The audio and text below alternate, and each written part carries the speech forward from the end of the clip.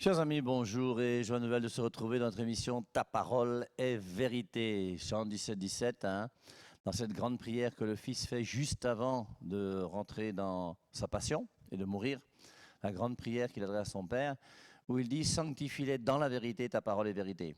C'est pour ça que c'est très important de réfléchir sur la vérité. Et en ce jour, on va réfléchir un petit peu sur la Trinité. La Trinité, forcément, elle est liée aussi à la vérité, elle est liée aussi à l'amour, ce qu'on va essayer de voir ensemble aujourd'hui. Alors, vous voyez que quand on regarde l'année liturgique développée par l'Église, là on commence toujours, vous voyez, par la fête de Noël. La fête de Noël qui va impliquer d'abord le temps de l'Avent. Ensuite, la fête de Noël. Ensuite, il y a le temps ordinaire, quelques semaines. Ensuite, il y a le temps du carême, qui va nous conduire jusqu'à Pâques. Et après Pâques, il y a 50 jours plus tard, ce qu'on appelle la Pentecôte. Voilà. Et donc, après la Pentecôte, l'Église nous propose, premier dimanche après la Pentecôte, le mystère de la Trinité. Et donc, on a vraiment l'impression que pour l'Église, l'Église qui va naître, l'Église avec les apôtres, je vous rappelle que dans Acte 2, relisez Acte 2 pour la Pentecôte, vous verrez qu'il n'y a pas de parler en langue. Je dis ça pour nos frères pentecôtistes, parce que quand on nous dit que, comme dit Marcelo Tunasi, que la Vierge Marie a parlé en langue le jour de la Pentecôte, vous comprenez bien qu'on se pose des questions sur son niveau de formation doctrinale, théologique et biblique. Alors, pour en revenir après la Pentecôte, premier mystère, c'est le mystère de la Trinité. Et le mystère de la Trinité, j'ai envie de dire, c'est le plus grand mystère révélé aux hommes. On a Jean chapitre 1, le verset 1. Au commencement était non pas la parole, mais le Verbe. Et le Verbe, c'est le Fils de Dieu, qui est plus que la parole, parce que je vous rappelle que la parole de Dieu n'est pas Dieu. Jean 1,14, le Verbe s'est fait chair et il a demeuré parmi nous. Il s'est fait chair, il est devenu homme. Et au verset 18, Jean 1,18, personne n'a jamais vu Dieu. Dieu, le Fils unique qui est dans le sein du Père, dans la Trinité, il y a un Fils unique. Et le Fils unique qui est dans le sein du Père, lui nous l'a révélé. Et qui vient nous révéler la Trinité, c'est le Verbe qui s'est fait chair. Alors, première des choses, vous voyez, le mot Trinité, si on veut, voilà, voici tri, et voici nité. Alors, pour moi, l'invention du mot Trinité, c'est quoi? C'est triple, et ici, unité. Et c'est pour ça que dans le mot Trinité, il y a 3 et il y a 1. Alors, on a supprimé le U et le ple. Je supprime avec mon petit tableau magique, paf. Et donc, ça nous donne Trinité. Et voici donc le mystère de la Trinité. C'est un mystère où il y a 3 et en même temps 1. Alors, vous avez des gens qui vous disent, alors j'espère que vous qui écoutez régulièrement cette émission, vous savez qu'on vous dit que le mot Trinité n'est pas biblique. Alors, que ce soit biblique ou pas, quand on est un bon chrétien, c'est pas ça qui est important. Parce que la foi d'un vrai chrétien ne repose pas sur ce qui est biblique. Parce que la parole de Dieu ne se trouve pas premièrement dans la Bible, mais premièrement dans l'Église. Et c'est pour ça que l'important, c'est de revenir à l'Église que le Christ a voulu. Et c'est dans cette Église que tu auras la parole de Dieu. Et c'est grâce à cette Église que tu auras la parole de Dieu, donc une vraie foi. Parce que la foi repose sur quoi? Romains 10, 17. La foi vient de ce qu'on entend, et ce qu'on entend vient de la parole du Christ. Et c'est la parole du Christ que j'entends, la parole du Christ qui a été donnée aux apôtres, qui est gardée dans l'Église, qui me donne une foi vraie. Donc, le mot Trinité n'est pas biblique, c'est vrai, mais la réalité de la Trinité se trouve dans les Saintes Écritures. Alors, les deux grandes références bibliques monstrueusement connues par ceux qui veulent être honnêtes, c'est Matthieu 28, 19. Allez de toutes les nations, faites des disciples, baptisez-les au nom. C'est un singulier. Un. Au nom du Père, du Fils et du Saint-Esprit. Et voici ici 3. Et on voit bien Jésus-Christ lui-même qui demande qu'on puisse baptiser au nom singulier du Père, du Fils et du Saint-Esprit. C'est pour ça que tous ces pasteurs aujourd'hui qui vous enseignent qu'on doit baptiser au nom de Jésus-Christ et non pas au nom du Père et du Fils et du Saint-Esprit, ce sont des pasteurs où on se demande aussi quel est leur niveau intellectuel. Jésus-Christ a dit d'une manière claire et nette, Matthieu 28, 19, allez baptiser, il donne la formule au nom du Père et du Fils et du Saint-Esprit. Donc baptiser au nom du Père et du Fils et du Saint-Esprit, c'est ce que Jésus-Christ a demandé. Donc faisons ce que Jésus-Christ a demandé et c'est beaucoup plus simple. Donc première référence où on retrouve la Trinité, c'est Matthieu 28, 19. La deuxième référence où on retrouve la Trinité, c'est 2 Corinthiens, chapitre 13, le verset 13, que je ne connais pas par cœur et donc que je vais vous lire. Alors c'est la fin de la deuxième épître aux Corinthiens, hein. Comme vous verrez, et on voit où saint Paul va mettre ensemble, hein, pour la première fois, je crois, dans tous les écrits pauliniens, hein, il va mettre ensemble donc ces 3 personnes divines. Que la grâce du Seigneur Jésus-Christ, l'amour de Dieu, c'est le Père, et la communion du Saint-Esprit soit avec vous tous. Et dans 2 Corinthiens 13, 13, on voit ces 3 personnes qui sont unies ensemble dans ce verset. Alors, maintenant, essayons de réfléchir. Bibliquement parlant, on peut revenir sur cette histoire donc, de la Trinité. Et par rapport à la Trinité, il y a un verset très intéressant déjà, c'est Genèse chapitre 1, verset 26. Genèse chapitre 1, c'est la création. Et lors de la création, Dieu dit, faisons l'homme à notre image et ressemblance. Il dit, faisons. Quand il dit faisons, ça veut dire quoi? Ben, ça veut dire qu'il n'est pas seul. Il n'a pas dit je fais. Il a dit faisons. Dans Genèse chapitre 2, je ne connais plus le verset, hein, vous chercherez vous-même. Si vous mangez du fruit de l'arbre de la connaissance du bien et du mal, non, une fois qu'ils ont mangé du fruit de l'arbre de la connaissance du bien et du mal, il dit maintenant que Adam et Ève sont devenus comme nous. Donc forcément, Dieu, il est nous. Et on voit bien d'ailleurs à partir de ces 2 versets, Genèse 1 et Genèse 2, que faisons, Dieu est un pluriel, et nous, c'est aussi un pluriel. Mais il y a un seul Dieu. Et tout l'Ancien Testament va nous révéler qu'il y a un seul Dieu, mais qu'en même temps, ce Dieu n'est pas uniquement singulier, comme on va le lire maintenant dans Genèse au chapitre 18. Et dans Genèse au chapitre 18, on a l'apparition de 3 personnages aux chênes de Mambré qui vont venir rencontrer notre ami Abraham. Alors, lisons. Il y avait 3 hommes debout non loin de lui. Alors, première des choses dans Genèse chapitre 18, on va regarder Genèse chapitre 18 ici, on va montrer. Hein. Première chose, 3 hommes. Voilà. Je reprends Genèse 18, hein, si vous avez vos Bibles, prenez vos Bibles, cherchez aussi, il n'y a pas de souci. Hein. Yahvé apparut à Abraham. Qui apparaît? Yahvé. Et ce Yahvé qui apparaît, il est 3 hommes. C'est quand même bizarre. On trouve bien un Yahvé et 3. Et il apparaît sous forme d'homme. Yahvé apparut à Abraham près du chêne de Mambré. Il était alors assis à l'entrée de sa tente, au plus chaud du jour. Quand il leva les yeux, il y avait 3 hommes debout non loin de lui. Dès qu'il les vit, alors je vous invite à relire Genèse chapitre 18, hein, après cette émission. Vous prenez votre Bible, Genèse 18, c'est facile, premier livre de la Bible, hein, chapitre 18. Dès qu'il les vit, c'est un pluriel, il courut vers eux à l'entrée de sa tente et il se prosterna. Il dit, mon Seigneur. Dès qu'il les vit, un pluriel, et il l'appelle mon Seigneur.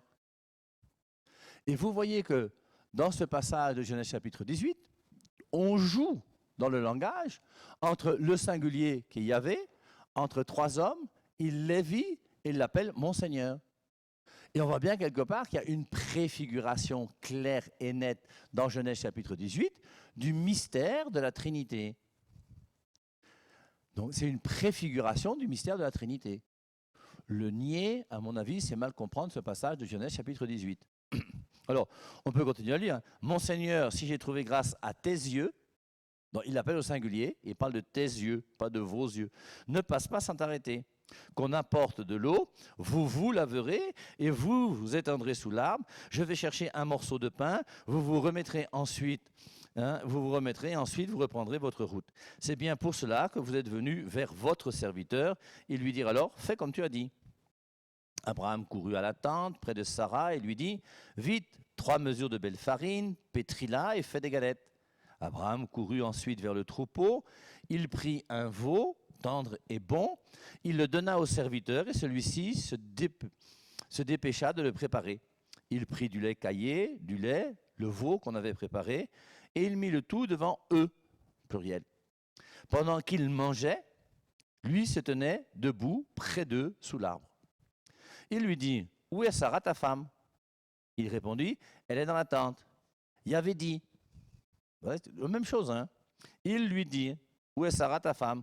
Yahvé dit, « Je reviendrai vers toi à la même époque, et alors Sarah, ta femme, aura un fils. » Sarah écoutait à l'entrée de la tente, etc., etc. Alors, vous voyez que dans ce passage que vous pourrez lire, hein, on voit bien cette présentation dans laquelle on voit à la fois Yahvé, singulier, et les 3 personnages. Donc, il y a toujours 1 et 3 qui sont présents. Donc, c'est pour ça, préfiguration donc, du mystère de la Trinité. Alors, dans le Nouveau Testament maintenant, forcément, ce sera clair. Si on veut être honnête, on sait que tout l'Ancien Testament nous fait croire qu'il y a un seul Dieu. Et c'est pour ça que nous, les catholiques, comme tous les chrétiens de la terre, nous croyons qu'il n'y a qu'un seul Dieu.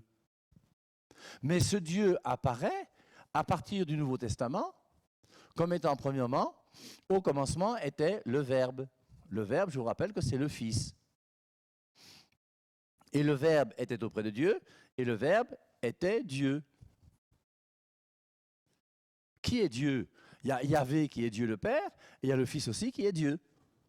Et c'est pour ça qu'on est obligé de comprendre qu'il y a le Père et le Fils. Jean 1,18, que je vous ai cité tout à l'heure, hein, personne n'a jamais vu Dieu.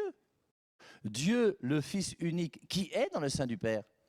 Et on nous fait comprendre que dans le sein du Père, dans le Père qui lui est Yahvé, il y a celui qu'on appelle le Fils.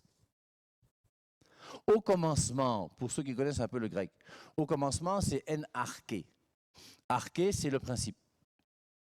Et dans le principe, et le principe c'est qui? C'est le Père. Et dans le Père, il y a quoi? Il y a le Fils. En arché, dans le principe, en logos, c'est le Verbe. Et donc, dans le Père, le Fils est présent. Et c'est pour ça que Jean 1,18 est très intéressant. Personne n'a jamais vu Dieu. Dieu, le Fils unique, qui est dans le sein du Père, lui nous l'a révélé. Et on comprend à travers l'introduction de l'évangile de Jean qu'il y a d'un côté le Père qui est là et le Fils aussi qui est là. Et voici au moins 2 personnes distinctes qui apparaissent. Alors maintenant, si on veut être honnête en lisant régulièrement les Saintes Écritures, vous verrez que la Bible dit d'une manière claire et nette que Jésus-Christ est Dieu. Vous avez par exemple l'apparition à Thomas dans Jean chapitre 20, verset je crois, je ne sais plus si c'est 17 ou 18 ou 28, ou quelque chose comme ça, on peut chercher si vous voulez. Hein. Donc Jean chapitre 20, résurrection. La première fois, vous savez que Jésus-Christ apparaît et Thomas n'est pas là. La deuxième fois, Thomas est là. Et au verset 28, Thomas lui répondit, Jean chapitre 20, verset 28, « Mon Seigneur et mon Dieu ». Jésus lui déclara, « Parce que tu m'as vu, tu crois, heureux ceux qui croient sans avoir vu ». Et donc dans Jean 20, 28, on montre que Jésus-Christ est Dieu. Et la divinité du Christ, elle est présente dans tout le Nouveau Testament. Nier la divinité de Jésus-Christ dans le Nouveau Testament, à mon avis, c'est quand même une erreur grossière hein, et énorme. Alors, vous avez aussi un verset que j'aime bien, c'est Colossiens 2,9.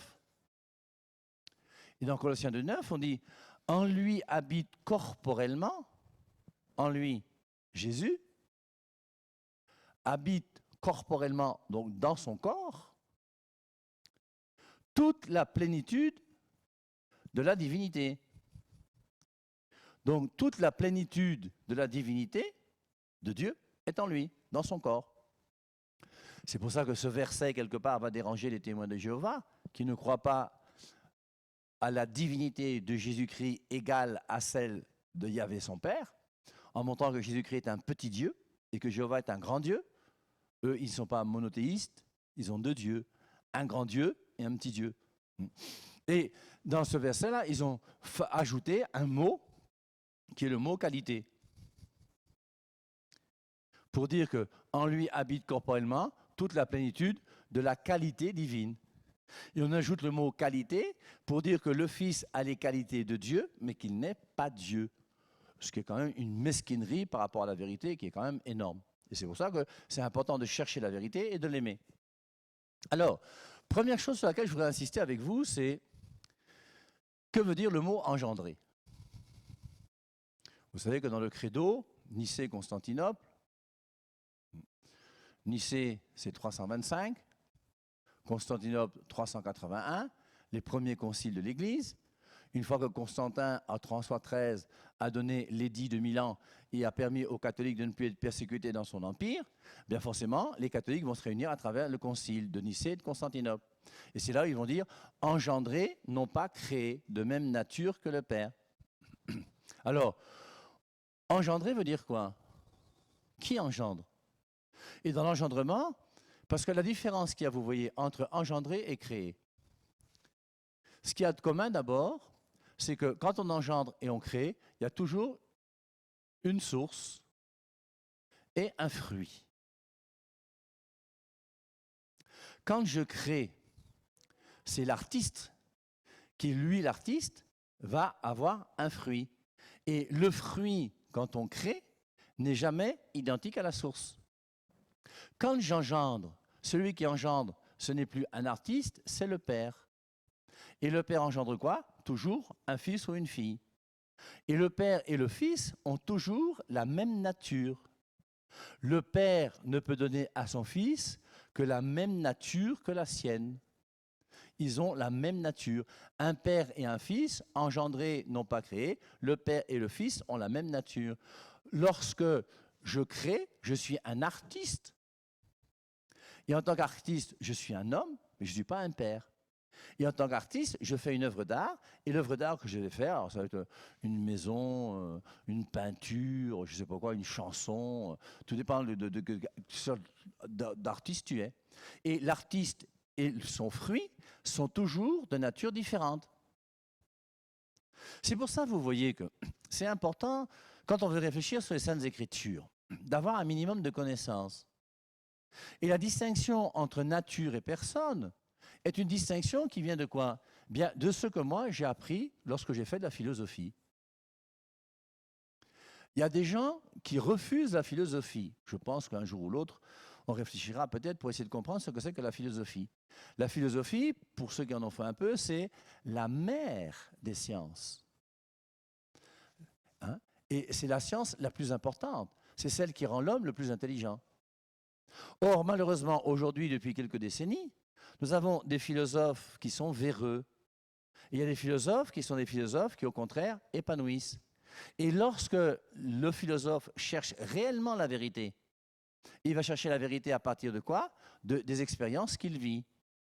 Et quand je fais de la philosophie à partir de mes expériences, donc à partir de la réalité, ma philosophie est une philosophie réaliste et qui m'aide et qui m'épanouit. Par contre, aujourd'hui, il y a une philosophie qui part des idées, ce qu'on appelle l'idéologie. Et je pense que, par exemple, un type qui est responsable de ça s'appelle Descartes. Quand il dit « je pense, donc je suis », j'espère que personne d'entre vous ne croit que c'est vrai. Ce n'est pas parce que je pense que je suis. Même quand je ne pense pas, je suis. Et normalement, si tu penses quelque chose, tu penses la réalité qui existe. Ce n'est pas ta pensée qui est première. Ce qui est premier, c'est la réalité. Et on réfléchit sur la réalité, on ne réfléchit pas sur les idées. Et c'est pour ça que quand on réfléchit sur les idées, c'est les idées qui prennent le dessus. Je prends un exemple simple, c'est, regardez aujourd'hui, il y a des gens qui veulent nous faire croire qu'un garçon ne naît ni garçon ni fille. Aujourd'hui, quand on est neutre. On ne distingue plus le sexe d'une manière naturelle dès la naissance en disant est-ce que c'est un garçon ou une fille. Il n'y a plus de garçon, il n'y a plus de fille. Maintenant, il y a simplement quoi? Quelqu'un qui naît, qui est neutre et qui va choisir lui-même, lorsqu'il aura 14, 15, 16 ans ou 18 ans, d'être soit un garçon, soit une fille. Alors tu es barbu comme moi et tu dis que je m'appelle Gisèle. Voilà. Mais ça, c'est de l'idéologie pure. Quand tu reviens à la réalité, mais forcément, la réalité, c'est le bon sens. Et on va comprendre que dès que tu nais, soit tu es un garçon, soit c'est une fille, le sexe est là, et puis terminé. Ce qu'on a fait d'ailleurs depuis des milliers et des milliers et des milliers et encore des milliers d'années. Mais il y a quelques petits sauvageons modernes aujourd'hui qui imposent des idées avec un non-sens des idées et non pas la réalité. C'est pour ça que la philosophie, elle, qu'est-ce qu'elle fait? Elle va me permettre de distinguer entre engendrer et créer. Et donc, quand j'ai fait un peu de philosophie, je comprends que Dieu, le Père, a la nature divine. Et ayant la nature divine, qu'est-ce qu'il fait? Il ne peut donner à son Fils que la nature divine. Et c'est pour ça que le Père et le Fils ont toujours la même nature. Le Père et le Fils sont toujours deux personnes distinctes, parce qu'un père n'est pas son fils et un fils n'est pas son père, mais ils ont toujours la même nature. Et dès que tu as compris ça, bien tu as compris que forcément, le Père qui a la nature divine ne peut donner à son Fils que la nature divine. Alors, on peut prendre un autre exemple, hein, vous voyez, parce que forcément, tous les gens auront toujours des arguments pour essayer de vous tromper. Paul, c'est mon père. Moi, je suis son fils et je m'appelle Hervé. Alors, donc, Paul a un fils, c'est Hervé. Dieu, lui aussi, a un fils. C'est le Fils de Dieu. Paul a un fils. Paul a un fils, c'est le fils de Paul. Et maintenant la question, c'est est-ce que Paul, qui a un fils, est-ce que le fils de Paul est Paul? Dieu a un fils, est-ce que le fils de Dieu est Dieu? Le fils de Paul n'est pas Paul. Hervé n'est pas Paul. Je ne suis pas mon père, c'est son fils. Dieu a un fils. Est-ce que le fils de Dieu est Dieu? Et c'est comme ça que les gens essaient de vous troubler. Alors ce qu'il faut comprendre, c'est quoi? C'est que là, nous sommes du côté de la nature. Un homme a un fils. C'est le fils d'un homme. Est-ce que le fils d'un homme est un homme? Oui. Est-ce que le fils de Dieu est Dieu? Oui. Maintenant, Paul a un fils, c'est le fils de Paul, il s'appelle Hervé. Est-ce que Hervé est Paul? Non. Et c'est pour ça que, comprenons bien, le Père n'est pas le Fils. Et le Père et le Fils sont bien deux personnes distinctes, mais ces deux personnes distinctes ont tous les deux une seule et même nature divine. Et c'est pour ça que la nature divine du Père et celle du Fils, bien c'est absolument la même, ils sont identiques en nature. Mais ils ont deux personnes distinctes. Alors, si on voulait continuer à réfléchir un peu, on pourrait essayer maintenant de réfléchir pour voir le Père qui met au monde le Fils. Si le Père a un deuxième fils, fils 1, fils 2, quelle différence y aura-t-il entre le fils 1 et le fils 2? Aucune. Parce que le Père est Père depuis toujours, et depuis toujours, il engendre le Fils. Et donc, le Fils est exactement identique au Père, sauf que le Père donne au Fils tout ce qu'il est lui. Le Père, ce qu'il est, il le donne au Fils, le Fils reçoit du Père. Le Père, c'est celui qui donne, le Fils, c'est celui qui reçoit. S'il y a un deuxième Fils, c'est que le deuxième Fils et le premier Fils sont absolument identiques. C'est pour cela que nous, les catholiques, disons que le Père est à l'origine du Fils, et le Fils et le Père sont à l'origine de l'Esprit Saint. La distinction qu'il y a entre nous, les chrétiens catholiques, et les orthodoxes, quand on parle du filioque. Le que qu'on ajoute à la fin de filio, ça veut dire et du Fils. Et nous pensons que l'Esprit Saint procède du Père et du Fils. Et c'est le Père et le Fils qui donnent l'Esprit Saint. Donc c'est pour ça, vous voyez, c'est quand même important de réfléchir sur ce mystère de la Trinité et comprendre que le Père n'est pas le Fils n'est pas l'Esprit Saint n'est pas le Père. Il y a trois personnes divines qui sont ensemble dans un seul et même être divin. Voici la révélation que Jésus-Christ est venu nous apporter. Si on avait le temps, on aurait lu dans les chapitres de Jean, chapitres 14, 15 et 16, et vous verrez que constamment, on dit que l'Esprit Saint, que je vous enverrai avec mon Père, ou que mon Père vous enverra en mon nom, il vaut mieux pour vous que je m'en aille, sinon l'Esprit Saint ne viendra pas. Et l'Esprit Saint procède bien du Père et du Fils. Voilà. Et donc maintenant, ce qui serait intéressant, c'est d'essayer de réfléchir pour voir qu'est-ce que ce mystère de la Trinité va changer à notre vie. Pourquoi le fait de croire qu'en Dieu, il y a trois personnes, pourquoi le fait de croire qu'en Dieu, il y a trois personnes est quelque chose pour nous qui est important et qui fait que nous ne croyons pas qu'il y a quatre personnes en Dieu, il n'y a pas deux personnes en Dieu, il y a trois personnes en Dieu. Et le fait d'avoir le Père, le Fils et l'Esprit Saint, c'est absolument capital. S'il n'y avait que 2 personnes, s'il n'y avait que 4 personnes, qu'est-ce que ça changerait à notre foi? Malheureusement, rien. Pourquoi? Parce qu'on ne comprend rien au mystère de la Trinité. Le mystère de la Trinité nous est révélé, il nous est donné par Jésus-Christ. Maintenant, essayons de comprendre pourquoi. Et on pourrait, si on avait le temps, voir comment, étant créé à l'image de Dieu, il y a au moins un corps qui vient du Père, une intelligence qui est liée au Fils et le cœur qui est lié à l'Esprit Saint. C'est pour ça qu'il y a 3 dimensions dans l'homme. Et le Père donne la vie, le Fils, dans l'Esprit Saint, dans l'amour, et c'est bien le mariage chrétien. Et c'est pour ça que Dieu a voulu que l'homme et la femme puissent s'unir et faire des enfants. C'est le don de la vie dans l'amour. Loué soit Jésus-Christ et à dimanche prochain. Bye bye.